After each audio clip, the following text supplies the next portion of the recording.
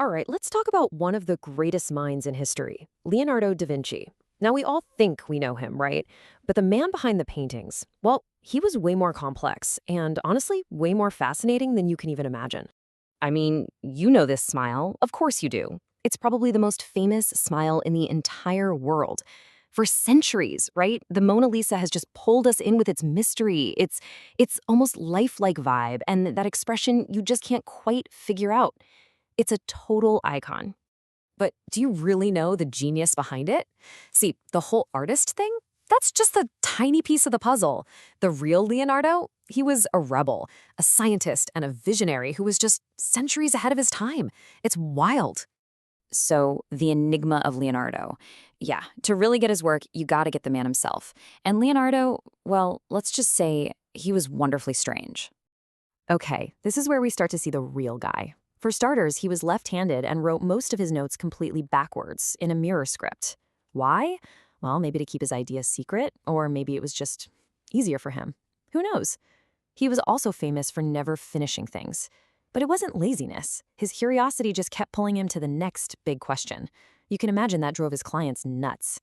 Oh, and get this. He loved animals so much he'd buy caged birds in the market just so he could set them free. So you see, this wasn't some untouchable, high and mighty artist. He was a real, complex, and incredibly curious person. All right, section 2, the scientist's genius. See, all those quirks? That was just the surface. Underneath it all was this relentless, almost obsessive need to figure out how everything worked.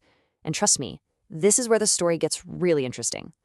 He had this idea. To understand art, he had to study life. And he did it secretly.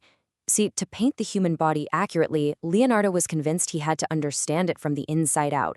We're talking a time when this was totally forbidden, but he would secretly dissect human corpses. He'd peel back every layer, muscle, tendon, bone, just to learn how the body actually moved and worked. And look at this, you can see that connection perfectly.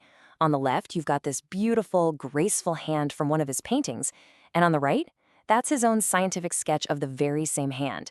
The level of detail is just incredible. So you see, he wasn't just painting what he saw on the surface. He was painting what he knew was underneath. His art was literally built on a foundation of science. All that knowledge let him invent brand new techniques, like something called sfumato. It's an Italian word and it basically means smoky. Instead of using sharp, hard outlines, he'd use these soft, hazy transitions between colors. And why does that matter? Well, that's actually how our eyes see the world. It's the secret sauce behind the Mona Lisa's smile. It's what makes it feel so ambiguous, like it's changing right in front of you. Yeah, his mysterious expressions were no accident. They were a science. That's the key takeaway here. Those living, breathing faces in his portraits, they weren't some happy accident. Nope. They were the direct result of a scientific obsession with anatomy, with how light works, with the actual mechanics of a human smile. He was basically painting emotion from the inside out. Okay, next up, engineer of the future. Because his curiosity didn't just stop with the human body. Not even close. He looked at the world around him, and he didn't just see what was there. He saw what could be. I mean, the guy filled thousands of pages with sketches of inventions. Check this out, his design for an aerial screw. It's basically the blueprint for a helicopter, and he designed this in the 1480s. Let that sink in. That's more than 400 years before a real helicopter ever got off the ground. Or how about this? A parachute design from the 1480s. He drew this pyramid-shaped chute and even wrote that with it, a man could throw himself down from any great height without suffering any injury. It's just mind-blowing. Again, centuries ahead of his time. And then there was the glider, designed around 1505. The man was absolutely obsessed with flight. He spent years studying bird wings, trying to figure out the physics so he could design a machine that would let humans fly. It's like he was dreaming up the 20th century while he was still living in the 15th. Just incredible. So now we get to the Renaissance man. I mean, what do you even call a guy like this? Is he an artist? A scientist? An inventor? The truth is, he was all of those things, and then some. So yeah, we know he was a world-class painter, a brilliant scientist, and a visionary engineer. But wait, There's more. He was also an architect, a skilled musician, he played the lyre, and even a theatrical designer, creating these crazy, elaborate special effects for parties and festivals. The guy is the literal textbook definition of a Renaissance man. So let's talk about the great legacy. When you put all these pieces together, the artist, the scientist, the inventor, what does it all add up to?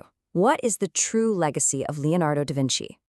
And this right here is the heart of it all. His art wasn't separate from his science. They actually fueled each other.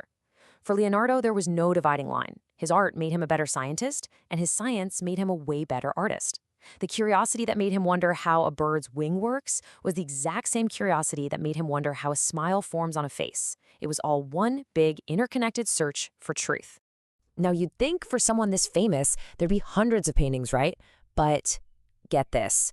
Today, there are fewer than 20 paintings that we can say for sure are his. Less than 20. That's it. Yeah, that's how many paintings survived. But his influence on the world? It's immeasurable. Because his real legacy isn't just the paint on a handful of canvases. It's in the thousands and thousands of pages of his notes, it's in his revolutionary ideas, and it's in the powerful example he set of a mind that just refused to see any walls between art, science, and imagination. And all of that leaves us with one last question to think about. What fuels true curiosity? Leonardo's entire life was driven by this relentless need to know, to ask why, and to connect the dots. So it makes you wonder, right? In our world today, where everyone is so specialized, what can we learn from a guy who wanted to understand, well, everything? What is it that fuels that kind of true, boundless curiosity?